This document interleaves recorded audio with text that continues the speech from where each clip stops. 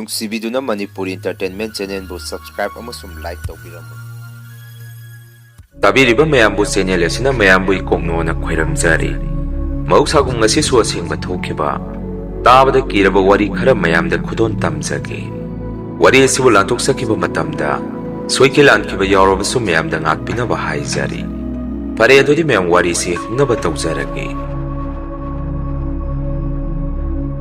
ꯑꯩꯁꯦ ꯆꯍꯤ 2 ꯁꯨꯔꯛꯄꯗꯒꯤ ꯃꯃꯥꯒꯤ ꯃꯄꯥꯝꯗ ꯏꯟꯗꯣꯝꯆꯥ ꯑꯃꯅ ꯑꯩꯁꯦ ꯌꯣꯛꯄꯤꯔꯛꯏ꯫ ꯂꯥꯏꯔꯤꯛ ꯂꯥꯏꯁꯨꯁꯨ ꯃꯈꯣꯏꯅ ꯂꯣꯏꯅ ꯇꯝꯍꯟꯕꯤꯔꯛꯏ꯫ ꯃꯁꯤ ꯄꯨꯝꯕ ꯑꯩꯅ ꯂꯩꯔꯤꯕ ꯂꯝ ꯑꯗꯨꯗꯗꯤ ꯂꯥꯏꯔꯤꯛ ꯂꯥꯏꯁꯨ ꯇꯝꯕꯗ ꯆꯠꯊꯣꯛ ꯆꯠꯁꯤꯟ ꯇꯧꯔꯛꯄꯗ ꯐꯔꯛ ꯇꯥꯔꯛꯄ ꯑꯃꯗꯤ ꯕꯕꯥ ꯃꯃꯥꯁꯨ ꯊꯕꯛ ꯆꯤꯟꯕꯗꯒꯤ ꯑꯣꯏꯈꯤꯕ ꯉꯥꯛꯇꯅꯤ꯫ ꯑꯗꯨꯒ ꯑꯩꯅ ꯍꯧꯖꯤꯛ ꯂꯩꯔꯤꯕ ꯏꯃꯥꯒꯤ ꯃꯄꯥꯝꯁꯤꯁꯨ ꯂꯥꯏꯔꯝ ꯇꯤꯜꯂꯝ ꯈꯔ ꯀꯟꯕ, ꯃꯤꯁꯨ ꯑꯃꯒ ꯌꯥꯝꯅ ꯌꯦꯡꯁꯟꯅꯕ ꯃꯐꯝ ꯖꯒꯥ ꯑꯃꯈꯛꯅꯤ꯫ ꯄꯨꯝꯅꯃꯛꯁꯦ ꯑꯩꯈꯣꯏ ꯄꯨꯄꯨ ꯍꯣꯏ ꯊꯥꯏꯅꯗꯒꯤ ꯑꯍꯟꯁꯤꯡꯅ ꯂꯥꯏ ꯅꯤꯡꯕ ꯀꯟꯖꯕꯒꯤ ꯉꯥꯛꯊꯣꯛ ꯁꯦꯡꯇꯣꯛꯄ ꯀꯟꯕꯒꯤ ꯃꯐꯝ ꯑꯗꯨꯗ ꯂꯩꯕ ꯉꯝꯖꯕꯅꯤ꯫ ꯃꯇꯝ ꯑꯗꯨ ꯑꯩꯈꯣꯏ ꯄꯨꯄꯨꯒꯤ ꯃꯅꯥꯎꯅꯨꯄꯤꯒꯤ ꯃꯆꯥꯅꯨꯄꯤ ꯑꯃ ꯃꯇꯝ ꯑꯗꯨꯗ ꯚꯣꯠ ꯂꯦꯞꯄꯝꯃꯤ꯫ ꯑꯗꯨꯒ ꯌꯨꯝ ꯑꯁꯤꯗꯅ ꯏꯟꯗꯣꯝꯆꯥ ꯑꯃꯒ ꯋꯥꯈꯜ ꯈꯔ ꯆꯣꯏꯕ ꯃꯥꯝ ꯑꯃꯒ ꯑꯩꯈꯣꯏ ꯑꯍꯨꯝꯁꯤ ꯌꯨꯝ ꯑꯗꯨꯗ ꯂꯩꯃꯤꯟꯅꯔꯝꯃꯤ꯫ ꯏꯟꯗꯣꯝꯆꯥꯁꯤꯁꯨ ꯃꯇꯝ ꯑꯗꯨꯗ ꯚꯣꯠ ꯂꯦꯞꯄꯤꯕꯗꯨꯒꯤ ꯆꯦꯟ ꯆꯣꯡꯕ ꯚꯣꯠ ꯈꯣꯝꯕꯒꯤ ꯃꯇꯦꯡ ꯈꯔ ꯄꯥꯡꯕꯤꯔꯨꯒꯦ ꯍꯥꯏꯗꯅ ꯆꯠꯈꯤ꯫ ꯌꯨꯝ ꯑꯗꯨꯗ ꯑꯩꯈꯣꯏ ꯃꯥꯝ ꯑꯃꯒ ꯑꯩꯒꯗ ꯃꯇꯝ ꯄꯨꯝꯕꯗ ꯉꯥꯏꯍꯧꯈꯤ꯫ ꯃꯇꯝ ꯑꯗꯨꯗ ꯑꯩꯁꯨ ꯀꯤꯖꯔꯛꯄꯗꯒꯤ ꯏꯃꯥꯟꯅꯕꯤ ꯑꯃꯒ ꯃꯇꯝ ꯄꯨꯝꯕꯗ ꯌꯨꯝ ꯑꯁꯤꯗ ꯂꯩꯃꯤꯟꯅꯔꯝꯃꯤ꯫ ꯅꯨꯃꯤꯠꯇꯣ ꯏꯃꯥꯟꯅꯕꯤ ꯑꯗꯨꯅ ꯅꯨꯃꯤꯗꯥꯡ ꯆꯥꯛ ꯇꯣꯛꯑꯒ ꯃꯥꯁꯦ ꯇꯣꯏꯂꯦꯠ ꯆꯪꯅꯤꯡꯉꯦ ꯑꯩꯒ ꯆꯪꯉꯨꯁꯤ ꯅꯪꯁꯨ ꯂꯥꯛꯑꯣ ꯍꯥꯏꯔꯛꯈꯤ꯫ ꯃꯗꯨꯗ ꯑꯩꯁꯨ ꯑꯁꯣꯝꯗ ꯆꯥꯛ ꯇꯣꯛꯄꯒꯤ ꯈꯨꯠ ꯁꯪꯉꯝꯗ꯭ꯔꯦ꯫ ꯐꯅ ꯃꯁꯤ ꯑꯣꯏꯗꯨꯅꯁꯨ ꯑꯩꯈꯣꯏꯒꯤ ꯌꯨꯝꯒꯤ ꯐꯤꯕꯝ ꯈꯪꯕꯅꯤꯅ ꯏꯃꯥꯟꯅꯕꯤꯗꯨ ꯃꯇꯨꯡꯗ ꯇꯣꯏꯂꯦꯠ ꯆꯪꯕꯗꯨ ꯅꯨꯡꯉꯥꯏꯔꯔꯣꯏ ꯍꯥꯏꯗꯅ ꯇꯣꯏꯂꯦꯠ ꯆꯠꯄꯗꯣ ꯑꯩꯒ ꯆꯠꯃꯤꯟꯅꯔꯝꯃꯤ꯫ ꯃꯇꯝ ꯑꯗꯨꯗ ꯌꯨꯝꯁꯤꯒꯤ ꯑꯣꯏꯅ ꯇꯣꯏꯂꯦꯠ ꯂꯩꯔꯤꯕ ꯃꯐꯝ ꯑꯁꯤꯁꯨ ꯈꯔ ꯁꯨꯛꯄ ꯁꯣꯡꯕ ꯃꯐꯝ ꯑꯃꯗ ꯑꯣꯏꯔꯝꯃꯤ꯫ ꯇꯣꯏꯂꯦꯠ ꯂꯩꯔꯤꯕꯗꯨꯒꯤ ꯍꯦꯛ ꯅꯥꯛ ꯌꯦꯠꯇꯅ ꯂꯐꯨ ꯄꯥꯟꯕꯤ ꯃꯌꯥꯝ ꯑꯃꯁꯨ ꯍꯧꯋꯤ꯫ ꯏꯃꯥꯟꯅꯕꯤ ꯑꯗꯨꯒ ꯑꯩꯒ ꯁꯨꯝ ꯂꯥꯛꯄꯗ ꯑꯩꯈꯣꯏꯒꯤ ꯇꯣꯏꯂꯦꯠꯀꯤ ꯊꯣꯡ ꯑꯗꯨ ꯃꯅꯨꯡꯗ ꯃꯤ ꯑꯃ ꯂꯩꯕꯗꯧꯅ ꯊꯣꯡꯗꯨ ꯆꯦꯠꯅ ꯃꯅꯨꯡꯗꯒꯤ ꯍꯨꯝꯖꯟꯕꯒꯤ ꯃꯑꯣꯡ ꯑꯃ ꯇꯧꯔꯝꯃꯤ꯫ ꯍꯥꯡꯕ ꯌꯥꯗꯕꯗꯒꯤ ꯏꯃꯥꯟꯅꯕꯤ ꯑꯗꯨꯅ ꯑꯩꯉꯣꯟꯗ ꯀꯩꯅꯣ ꯃꯅꯨꯡꯗ ꯃꯤ ꯂꯩꯕꯖꯥꯔ ꯀꯅꯥ ꯆꯪꯉꯤꯖꯥꯠꯅꯣ ꯍꯪꯉꯛꯏ꯫ ꯃꯗꯨꯗ ꯑꯩꯁꯨ ꯉꯥꯏꯍꯥꯛ ꯄꯨꯡꯉꯛ ꯍꯦꯛ ꯉꯛꯑꯝꯃꯤ꯫ ꯀꯩꯅꯣ ꯍꯥꯏꯁꯤꯕꯨ ꯀꯅꯥ ꯆꯪꯉꯤꯕꯖꯥꯠꯅꯣ? ꯃꯥꯃꯁꯨ ꯑꯩꯅ ꯍꯧꯖꯤꯛ ꯊꯣꯔꯛꯄꯗ ꯏꯃꯨꯡꯗ ꯂꯩꯍꯧꯏ꯫ ꯌꯨꯝ ꯑꯁꯤꯗ ꯍꯧꯖꯤꯛ ꯂꯩꯔꯤꯕꯁꯤ ꯑꯩꯈꯣꯏ ꯑꯍꯨꯝꯇꯅꯤ꯫ ꯏꯟꯗꯣꯝꯆꯥꯁꯨ ꯚꯣꯠ ꯈꯣꯝꯕ ꯆꯠꯈꯤ꯫ ꯑꯁꯨꯝꯅ ꯑꯩꯁꯦ ꯋꯥꯈꯟꯗ ꯑꯀꯤꯕ ꯑꯃ ꯄꯣꯛꯄ ꯍꯧꯔꯝꯃꯤ꯫ ꯏꯃꯥꯟꯅꯕꯤ ꯑꯗꯨꯅꯁꯨ ꯑꯩꯉꯣꯟꯗ ꯀꯩꯅꯣ ꯅꯪꯅ ꯍꯥꯏꯔꯤꯁꯤꯕꯣ? ꯑꯩꯗꯤ ꯅꯪꯒꯤ ꯋꯥꯍꯩꯗꯨ ꯀꯤꯕꯨ ꯀꯤꯁꯜꯂꯛꯑꯦ꯫ ꯑꯗꯨꯗꯤ ꯍꯧꯖꯤꯛ ꯇꯣꯏꯂꯦꯠ ꯃꯅꯨꯡꯁꯤꯗ ꯂꯩꯔꯤꯁꯤꯅ ꯀꯅꯥꯅꯣ ꯍꯪꯉꯛꯏ꯫ ꯑꯩꯅ ꯑꯃꯨꯛ ꯉꯥꯏꯈꯣꯁꯦ ꯊꯣꯡꯁꯦ ꯃꯄꯥꯟꯗꯒꯤ ꯍꯥꯡꯇꯣꯛꯆꯔꯒꯁꯨ ꯃꯅꯨꯡꯗ ꯄꯟꯕꯒ ꯌꯥꯎꯔꯝꯒꯅꯤ, ꯑꯩ ꯑꯃꯨꯛꯇꯒ ꯍꯥꯡꯇꯣꯛꯑꯒ ꯌꯦꯡꯒꯦ ꯍꯥꯏꯗꯅ ꯑꯩꯅ ꯃꯄꯥꯟꯗꯒꯤ ꯊꯣꯡꯗꯣ ꯑꯃꯨꯛ ꯆꯤꯡꯉꯝꯃꯤ꯫ ꯃꯇꯝ ꯑꯗꯨꯗꯁꯨ ꯊꯣꯡꯗꯣ ꯃꯅꯨꯡꯗꯒꯤ ꯃꯤ ꯑꯃꯅ ꯆꯦꯟꯅ ꯂꯣꯟꯁꯟꯕꯒꯤ ꯃꯑꯣꯡꯗ ꯇꯧꯔꯝꯃꯤ꯫ ꯃꯄꯥꯟꯗ ꯑꯩꯅ ꯀꯧꯕꯐꯥꯎ ꯀꯧꯔꯝꯃꯤ꯫ ꯀꯅꯥ ꯂꯩꯒꯦ, ꯀꯅꯥꯅꯣ ꯆꯪꯉꯤꯗꯣ ꯀꯧꯔꯝꯃꯤ꯫ ꯃꯗꯨꯗꯁꯨ ꯀꯅꯥꯃꯠꯇ ꯈꯨꯝꯃꯛꯇꯦ꯫ ꯃꯑꯣꯡ ꯃꯇꯧ ꯑꯗꯨꯗ ꯑꯩꯁꯨ ꯁꯨꯝ ꯀꯤꯖꯔꯛꯄꯗꯒꯤ ꯏꯃꯥꯟꯅꯕꯤ ꯑꯗꯨꯗ ꯂꯥꯛꯑꯣ ꯏꯃꯨꯡꯗ ꯆꯪꯉꯁꯤ, ꯀꯣꯟꯅ ꯉꯥꯏꯍꯥꯛ ꯂꯩꯔꯒ ꯑꯃꯨꯛ ꯊꯣꯛꯑꯁꯤ ꯍꯥꯏꯔꯝꯃꯤ꯫ ꯃꯗꯨꯗ ꯃꯥꯁꯨ ꯍꯣꯏ ꯍꯥꯏꯗꯅ ꯏꯕꯥꯅꯤꯁꯤ ꯇꯨꯡꯁꯠ ꯂꯥꯎꯅ ꯂꯩꯊꯣꯔꯛꯇꯨꯅ ꯃꯐꯝ ꯑꯗꯨꯗꯒꯤ ꯈꯤꯇꯪ ꯍꯦꯛ ꯆꯠꯄ ꯍꯧꯔꯛꯄꯗ ꯇꯣꯏꯂꯦꯠꯀꯤ ꯊꯣꯡ ꯑꯗꯨ ꯃꯅꯨꯡꯗꯒꯤ ꯒꯝ ꯂꯥꯎꯅ ꯍꯥꯡꯇꯣꯔꯛꯈꯤ꯫ ꯃꯗꯨꯗ ꯏꯕꯥꯅꯤꯁꯨ ꯏꯁꯥꯗ ꯄꯨꯈꯪ ꯍꯦꯛ ꯈꯪꯉꯤ꯫ ꯃꯥꯟꯅꯅ ꯏꯕꯥꯅꯤꯁꯦ ꯇꯨꯡꯁꯨ ꯁꯠ ꯂꯥꯎꯅ ꯂꯩꯊꯣꯛꯑꯒ ꯌꯦꯡꯉꯨꯕ ꯃꯇꯝꯗꯗꯤ ꯇꯣꯏꯂꯦꯠ ꯃꯅꯨꯡꯗ ꯃꯤ ꯑꯃꯠꯇ ꯂꯩꯔꯝꯗꯦ꯫ ꯃꯤ ꯑꯃꯅ ꯀꯟꯅ ꯍꯥꯡꯇꯣꯔꯛꯄꯒꯤ ꯃꯑꯣꯡꯗꯅꯤ ꯍꯥꯡꯇꯣꯔꯛꯏꯕꯗꯨ꯫ ꯑꯗꯨꯝꯅ ꯇꯧꯔꯛꯄꯗꯒꯤ ꯏꯕꯥꯅꯤꯁꯦ ꯉꯥꯏꯍꯥꯛ ꯃꯨꯟꯅ ꯌꯦꯡꯅꯔꯒ ꯃꯐꯝ ꯑꯗꯨꯗ ꯀꯟꯅ ꯂꯥꯎꯔꯒ ꯌꯨꯝ ꯃꯅꯨꯡꯗ ꯆꯦꯟꯁꯜꯂꯛꯏ꯫ ꯑꯩꯈꯣꯏ ꯃꯥꯝ ꯑꯃ ꯂꯩꯕꯗꯨꯁꯨ ꯄꯥꯈꯠ ꯌꯥꯝꯅ ꯆꯥꯎꯏ꯫ ꯋꯥꯈꯜꯁꯨ ꯃꯌꯥꯝꯒ ꯈꯔ ꯃꯥꯟꯅꯗꯕꯗꯨꯒ ꯃꯥꯁꯨ ꯃꯥꯒꯤ ꯀꯥꯗꯒꯤ ꯂꯥꯎꯔꯒ ꯑꯩꯈꯣꯏꯒꯤ ꯅꯥꯛꯇ ꯃꯥꯁꯨ ꯆꯦꯟꯁꯜꯂꯛꯈꯤ꯫ ꯐꯅ ꯃꯁꯤ ꯑꯣꯏꯗꯨꯅꯁꯨ ꯑꯩꯗꯤ ꯏꯌꯨꯡꯒꯨꯝꯕꯅꯤ꯫ ꯑꯗꯨꯅ ꯑꯩꯅ ꯀꯤꯕꯗꯨ ꯏꯁꯥ ꯏꯇꯣꯝꯗ ꯐꯥꯊꯗ꯭ꯔꯕꯗꯤ ꯌꯥꯔꯔꯣꯏ ꯈꯟꯗꯨꯅ ꯏꯁꯥ ꯏꯇꯣꯝꯗ ꯑꯩ ꯍꯥꯟꯅ ꯑꯀꯤꯕꯗꯨ ꯐꯥꯊꯖꯔꯝꯃꯤ꯫ ꯀꯣꯟꯅ ꯏꯃꯥꯟꯅꯕꯤ ꯑꯗꯨꯕꯨꯁꯨ ꯑꯩꯅ ꯀꯤꯗꯅꯕ ꯐꯖꯅ ꯊꯦꯝꯖꯤꯟꯕꯤꯔꯝꯃꯤ꯫ ꯑꯩꯈꯣꯏ ꯃꯥꯝ ꯑꯗꯨꯁꯨ ꯑꯩꯅ ꯐꯖꯅ ꯊꯦꯝꯃꯒ ꯃꯥꯒꯤ ꯀꯥꯗ ꯆꯪꯍꯟꯕꯤꯔꯝꯃꯤ꯫ ꯈꯨꯗꯛꯇꯨꯗ ꯑꯩꯁꯨ ꯀꯤꯕ ꯍꯦꯟꯃꯟꯈꯤꯗꯨꯅ ꯏꯟꯗꯣꯝꯆꯥꯗꯁꯨ ꯐꯣꯟ ꯇꯧꯔꯝꯃꯤ꯫ ꯏꯟꯗꯣꯝꯆꯥ ꯅꯪ ꯌꯨꯝꯗ ꯍꯜꯂꯛꯈꯤꯔꯣꯏꯗ꯭ꯔꯣ? ꯈꯔ ꯊꯨꯅ ꯍꯜꯂꯛꯑꯣꯕ ꯍꯥꯏꯔꯝꯃꯤ꯫ ꯏꯟꯗꯣꯝꯆꯥꯁꯨ ꯌꯨꯝ ꯑꯁꯤꯗ ꯀꯔꯤꯅꯣꯃ ꯊꯣꯛꯑꯝꯃꯅꯤ ꯍꯥꯏꯕꯁꯤ ꯃꯥꯁꯨ ꯈꯪꯉꯕ ꯃꯥꯜꯂꯤ꯫ ꯃꯗꯨꯗ ꯏꯟꯗꯣꯝꯆꯥꯅ ꯑꯩꯉꯣꯟꯗ ꯍꯜꯂꯛꯑꯒꯦ ꯑꯩ ꯅꯪꯅ ꯂꯩꯔꯦ ꯉꯥꯏꯍꯥꯛꯇꯪ ꯉꯥꯏꯔꯝꯃꯣ ꯍꯥꯏꯔꯛꯈꯤ꯫ ꯐꯣꯟ ꯍꯦꯛ ꯊꯝꯈꯤꯕꯒ ꯏꯀꯨꯏ ꯀꯨꯏꯗꯅ ꯏꯟꯗꯣꯝꯆꯥꯁꯨ ꯐꯠ ꯂꯥꯎꯅ ꯌꯨꯝꯗ ꯍꯜꯂꯛꯑꯝꯃꯤ꯫ ꯑꯗꯨꯒ ꯑꯩꯈꯣꯏꯁꯨ ꯊꯣꯛꯈ꯭ꯔꯤꯕ ꯊꯧꯗꯣꯛꯇꯨꯒꯤ ꯋꯥꯔꯤꯗꯨ ꯏꯟꯗꯣꯝꯆꯥꯗ ꯇꯝꯃꯝꯃꯤ꯫ ꯏꯟꯗꯣꯝꯆꯥꯅꯁꯨ ꯑꯩꯈꯣꯏꯗ ꯇꯣꯏꯂꯦꯠ ꯆꯪꯕꯗ ꯃꯩ ꯑꯃ ꯄꯨꯔꯒ ꯆꯪꯕ꯭ꯔꯣ ꯍꯪꯉꯛꯏ꯫ ꯑꯗꯨꯕꯨ ꯑꯩꯈꯣꯏꯗꯤ ꯃꯇꯝ ꯑꯗꯨꯗ ꯃꯩ ꯄꯨꯗꯅ ꯆꯪꯉꯝꯃꯤ꯫ ꯑꯗꯨꯅ ꯃꯩ ꯑꯗꯨ ꯄꯨꯗꯦ ꯍꯥꯏꯔꯝꯃꯤ꯫ ꯏꯟꯗꯣꯝꯆꯥꯅ ꯑꯃꯨꯛ ꯍꯌꯦꯡꯈꯩꯗꯤ ꯃꯩ ꯑꯃ ꯀꯩ ꯑꯃ ꯄꯨꯔꯒ ꯆꯪꯉꯨ, ꯌꯥꯔꯦꯁꯦ ꯀꯔꯤꯁꯨ ꯇꯧꯔꯔꯣꯏ ꯑꯩꯁꯨ ꯍꯜꯂꯛꯑꯁꯤꯗꯤ ꯍꯥꯏꯔꯛꯈꯤ꯫ ꯅꯨꯃꯤꯠꯇꯨꯒꯤ ꯑꯍꯤꯡ ꯑꯗꯨ ꯊꯦꯡꯉꯀꯥꯟꯗ ꯏꯟꯗꯣꯝꯆꯥꯁꯤꯁꯨ ꯃꯈꯣꯡ ꯑꯃꯨꯛ ꯃꯥꯁꯨ ꯍꯥꯝꯅꯤꯡꯉꯛꯑꯕꯖꯥꯠꯅꯤ꯫ Maduda maso akoina ngasai tamkiba wari aduda masu matomda toilet sangbadu kibadagi imanabi aduga aiga tumba haudorakhi aduga akoi humse khuta mai amamam pairaga toilet room da amuk laame toilet ke thong adu su ngasai mamangda hangtoga lehukibadu adumak hangaga dum leiramme idom sasu kina kina toilet ta sangakhi imanabi aduga aiga na mapanda lehuramme matam aduda su aina mamangda haikibaduni toilet leriba mapadu yamna songi haidana lapu panbi mayam ama hauba marak aduda hainau panbi asauba amasu hauramme madugi hainau panbi marum maduda sanga sumande mamisi langtrik langaga musuk muba karino khangdaba ama wangdang wangna haugalarki hanaksu imanabi aduga aiga si mafam aduda amukasu kana kana lauramme inom sasu manungda sangkibado masu thuna loisalaga kari taurage haidana mapanda senthoraki inom sana mapanda hek thorakpaga lapu makong lapu panbi singadu masa matomda nomaga leiba mami ma khoi humna uramme mikubadu da inom sasu masinda sumna swalamme karino tauriba mong matau mayam sibo mawong amani haidana akhoi humsi aduga maromda bot haibasi mahijadu su yamna kanaba amaga yamna yangthinaba oibanina inom sana akhoi gi botugi kharaga chen chongbaduda mina su yamna yengsallamme numito numidang wairamne nongchu yamna kana chukibadagi chumthang rainbow si thoe haidana isu yumdagi prap chen thoaga yumgi mamang ikhon ahangba malai mafam aduda lepaga yenge haidana selakpada mafam aduda ise ikhang khangaudana aigi tungda mi amana kana ilakpadawna maise upaga mafam aduda tusalamme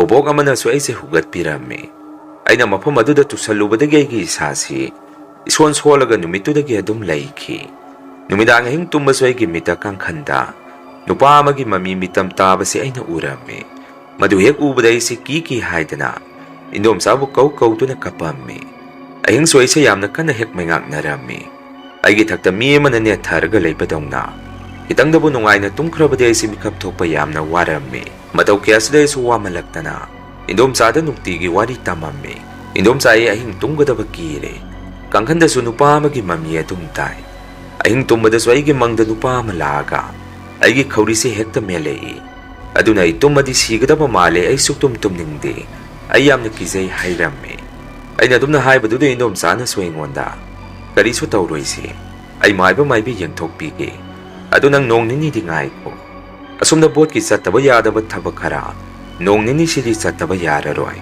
thabak to ek loibaga indom sana maibi tanarga nangido yengthokpirage hairakhi masigi matung numito ise skun chalamme Skungi assembly tauringa ise mayam marakaduda ikhang khangautana wantharakhi kona ina gyan tarpadai skunda dum leiramme aigi nakta su skungi mina doctor kaurga yenghanduda leiramme doctor na swanga asidi kaisu tawbu ude tahing tumdabagi masa sokthabagi ni hairakhi yumne urga indom sana su maiba ma kaurga ibu yenghallamme maiba duna so somna hairakhi angang se tusan khiba yaubra mana tusan khiba mapumdo karai waidana madu aingonda taglo hangakhi numituda ina tusan khibadu indom sadi madi karimata khangauba natte aduna aingonda indom sana nang karaida tusaluba leige hangai maduda ina mamangi kona hangbasida ai tusan ki hairamme mai baduna su mafamdo taulau haidana punna koisi mafam aduda saminaramme maduda mai badu su dum khangba ngamki daga se lairam tilam yamna kalle mana tusalubaduda laya mangba ongna khre aduna ni aduga mafam asida mina phattaba kharasu phumjalamba male nakhoi yompa kumba leibra leiragadi amukta tau yamna ludragasu idang tau thau hairakhi maibagi wafam adu indom sasui ngangkangna karai waideno ai tauge haidana lebak tu khara tauthaba horakpada mafam aduda serangna yomaga sam khara samaru kharaga thengnaramme adumna mafam jaga adu leirambaduda mayam su punga khek ngaknaramme bot meyaga oibaga phataba mina awainana toksalamba posak oituribani madugi posak to maibana phajana lakthoaga jaga adu lai khuram thokpiramme aisu mafam adu lai khuram thokkibadagi isa se khara nungaiba haurakhi masigi matung matam khal leragadi husiki mafam ikhon ahangbaduda pupugi manaw nupagi masa amagi yum sarani haidana jaga adu yum saba hauramme luribadi mafam adu yum sarga leinaba hek honarappada yum aduda tamnaba haurakhi numidang yum aduda thariba tiles mathak aduda ni masatpagi makhon taba amati akoi mamogi kada numidang mi mana thong thilakpa kiba matausi amuk tauba haurakhi maduna yum adusu matam anambana thong loisalamaga mamogi hanagi yum amanba aduda makoisu anambana kibadagi leiramme numitudi akoi mamogi masanupa sahi ama kakta ngairibadu angang du yum ahanba aduda tumhallaga mamogi nupiduna mapanda thabay khang khara sunomingai yum manung aduda angang du yamna kana kapkhalakhi maduda angang du gi manakta sangsalubada amuba manilama paithokhiba mamogi nupi akoi nene duna uhauki numito angang du sok kapkhibadagi themba yaramde kona mamo halaga maiba kaurga yenghanbada maiba duna sumna hairakhi angang asi phataba lai amana masa soame madugi ni mana kapibasi lai khuram those aduna koina leiriba yumpham asidi lairam telam yamna kanba lai phana khoiramaga su karigumba amati adum mapham asita leirani yengona khoi imung manung tanaro haidana numitudi maiba duna lai khuram thokhibadagi angang adu su kapambadu phakhi hꯧꯖꯤꯛ ꯁꯨ ꯃꯐꯝ ꯑꯗꯨ ꯀꯔꯤꯅꯣꯃꯗꯤ ꯑꯗꯨꯝ ꯇꯧꯔꯒ ꯂꯩꯔꯤ ꯃꯌꯥꯝ ꯑꯍꯥꯟꯕꯒꯤ ꯋꯥꯔꯤꯁꯤ ꯃꯇꯥꯡ ꯑꯁꯥꯏꯗ ꯂꯣꯏꯖꯔꯦ ꯋꯥꯔꯤꯁꯤꯕꯨ ꯍꯥꯞꯄꯤꯔꯤꯕ ꯏꯆꯜ ꯑꯁꯤꯁꯨ ꯃꯨꯁꯂꯤꯝꯅꯤ ꯑꯅꯤꯁꯨꯕ ꯋꯥꯔꯤꯁꯤꯃꯨꯛ ꯃꯌꯥꯝꯗ ꯈꯨꯗꯣꯟ ꯇꯝꯖꯔꯤ ꯄꯨꯈ꯭ꯔꯤꯆꯧꯗ ꯅꯨꯄꯤ ꯑꯃ ꯊꯧꯔꯤ ꯌꯥꯜꯂꯝꯕ ꯑꯩꯒꯤ ꯃꯤꯡ ꯁꯟꯇꯣꯁ ꯀꯧꯏ ꯋꯥꯔꯤꯁꯦ ꯉꯁꯤꯗꯒꯤ ꯆꯍꯤ 8ꯀꯤ ꯃꯃꯥꯡꯗ ꯂꯩꯀꯥꯏꯁꯤꯗ ꯑꯁꯦꯡꯕ ꯊꯣꯛꯈꯤꯕ ꯊꯧꯗꯣꯛ ꯑꯃꯒꯤ ꯋꯥꯔꯤꯅꯤ ꯅꯨꯃꯤꯠꯇꯣ ꯂꯩꯀꯥꯏꯒꯤ ꯑꯣꯏꯅ ꯄꯨꯈ꯭ꯔꯤꯆꯧꯗ ꯃꯍꯧꯁꯥꯒꯤ ꯃꯍꯧꯁꯥꯒꯨꯝ ꯈꯔ ꯑꯃꯅ ꯐꯤ ꯁꯨꯕ खरा अमन कोलिक चांबा अंगांग नुबी इरुजबीबा गाड़ी चांबा तौनदुना लेरी मतमदुदा पुखरीचौगी हेक नाकंदा नासिक पानबी अचौबा म हौरम्मे मदुगी नासिक पानबी मथक अदुदगी नुपी अमना इमा हाइदना कपक खोंजेल अमा मनाक अदाइदा लेबा मियोइसिंगना तानरम्मे अदुबु खरा अमनदी करिसु ओइरमोइ हाइनरम्मे खरा अमनदी असुक वांखरबा नासिक मखोंग असिदबु करम नुपी अंगांगना कारगा इमा हाइदना कपक तुरीगे हाइनरम्मे मफम जगादुदा नुपी अमना थौरी यालगा सिरमगदबा नुमित मसिंग खरा वालिंगाइदगी तमनाबसे अदुम हौरे हाइबा ताइ पुखरीचौदुदा फोइसुपा लेबा कांगु खरादसु इसिंगदा नुपी अमगी ममी हेक तारकबा अमदि इसिंग अदु मचु ओनबा अकी किबा मवोंगसी मतमदुदा तौबा हौरखी लेकाइसदा इमुंग अमा लेरम्मे हौजिकी इमुंगसिदा बिजिता कौबा हलागा लेबा नुपी अमा लेइ अखोइना सु मरक मरकता थेंगनाबदे इसे हाइदना हौजिकी नुपी से अदुम कौंगनै इसे से मराइबक यामना थीरे नुपादुनसु इसे से मसाना याजदा फारगा लौबिखिबने अदुगा कोना नुपासिसु निसा साबा यामना ओक्तबा मियोय अमा ओइरम्मे इसे सिसु मागी नुपादुना ओतपा नैबा तौरकपदा खांगबा ngamdabadagi mayumda halakpane mayumda halagasu mapa yu yamna thakpa amasu lei mapasina su ise se kya thi nuwaina tawbiramde adagi su magi nupane yu sak ni sare bi makai sasalaga otpirakpa aduga yumda na bong mapane yu thaksanduna otpa ise se yamna waramme hojiki ise se mana thori yaramdai nongnini mukwalingai sida pukhrichou maya sida makhongna sumla ame aduga pukhrichou maya da hawriba usingda summunna munne yengamme akwasu imanaba kharaga pukhrichou da gari chamduna lei maduda hojiki ise do ubada kwasu nungaitaba dum poame lakai masen oibanina magi wari su khangbanina aina sulapi ngaidagi ise bijeta umathakta yengiduba kadautoino hangamme maduda hojiki ise sina santos uo kangba masa tek tharapra sum yengbane yungi sak thongnaba sing thibanina koida gari chamiro hangai maduda ina hoi ise gari chamine adu ise uo kangbadi ta thoibi hoigi ise hoigi thonggan meya adai de su mayam ma ta huri badudi asidi masa kangadaba wali mi changchang launa paliba usibo adu ise khoigi su singyamna lehawi ise lohongamdai gi inkon kok thorakpada u masa thabagi uo kangba yamna lehawi ise na pamagde ei horen thinbirake ise na semba haya sa singdugo onasi hairamme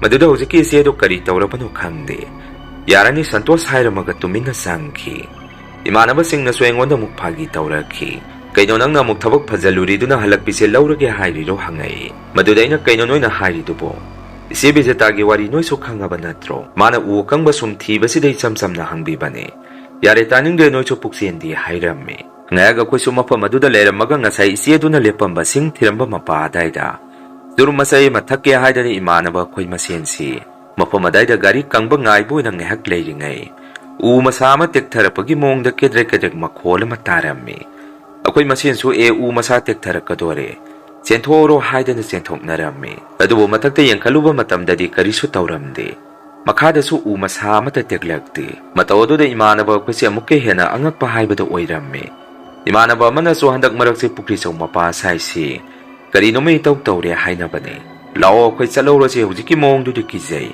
mawong amani hainarame Madudagi akwai masen so hoine adumaina hainaba tai. Lao salawrasi haidana yumda halaknarami. Masigi matung numinini muk leiragati. Hojiki isi adumana Pukhrichou mayada. Lepamba udugi matakta thouri yanduna sirka lehore haidana. Mayam sa lambien sorokta kai duna senarami. Aisu numitu isi luhongamdagi thungnaw panbagi. Hardware dukalamadagi posay khara leiba thorakpani.